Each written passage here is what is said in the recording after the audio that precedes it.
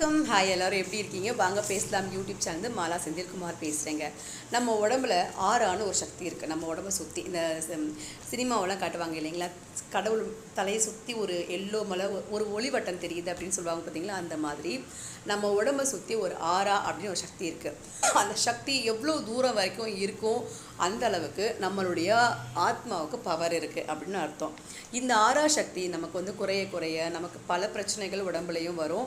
இந்த கண்ணு போடுதல்லாம் இருக்கு இல்லையா, மெஸ்பரிசம் பண்ணுறதெல்லாம் இருக்கு இல்லையா, அதெல்லாம் வந்து நம்ம உடம்புக்குள்ளே சேரும். இந்த ஆறா சக்தி வந்து அதிகப்படுத்தி வச்சுக்கிட்டோம் அப்படின்னு சொன்னால் நமக்கு வந்து அந்த மாதிரி கண்ணு போடுதல் அதெல்லாம் இல்லாமல் இருக்கும். அது அந்த ஆறா சக்தியை எப்படி வந்து பெருசு பண்ணிக்கலாம் அப்படின்னு இளையர் பாஸ்கர் என்ன சொல்கிறாரு, அதை நான் கூட ஷேர் பண்ணிக்கிறேன்.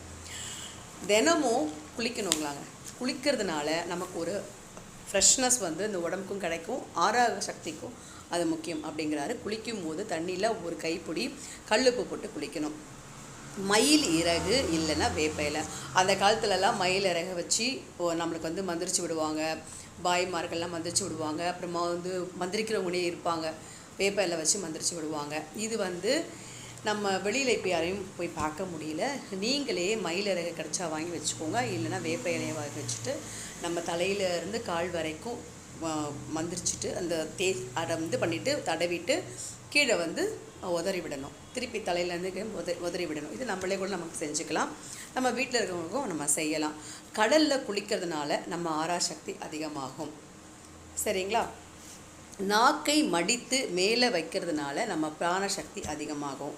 இதனால் வந்து நம்ம டென்ஷன்ஸ் குறையும் அப்படிங்கிறாங்க. பட்டு துணி, யாராவது நம்மளை வந்து மெஸ்பரிசம் பண்ணுறாங்க, நம்மளை வந்து வசியம் பண்ணுறாங்க அப்படின்னு சொன்னால் அதுக்கு ரொம்ப ரொம்ப இந்த பட்டு துணிகள் கட்டிட்டு போகிறோம் அப்படின்னு சொன்னாக்கா நம்மளை யாருமே ஒன்றுமே பண்ண முடியாது. அடுத்தது இது வந்து வசிய சக்கரம், அது வசியம் பண்ணுவாங்களாம்.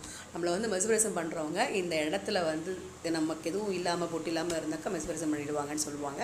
ஸோ அங்கே ஒரு பொட்டோ இல்லை விபூதியோ குங்குமமோ சந்தனமோ எதையோ ஒன்று நிச்சயமாக நம்ம அங்கே வைக்கணும். அதனாலையும் நம்ம ஆறாவை வந்து நம்ம சக்தியாக பாதுகாத்துக்கலாம்.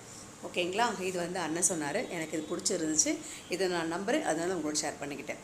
நீங்களும் உங்களுடைய ஆறா சக்தியை அதிகம் பண்ணிக்கிறதுக்கு இதில் ஏதாவது ஒன்று செஞ்சுக்க முடியுமான்னு பாருங்கள். வணக்கம், பாய்.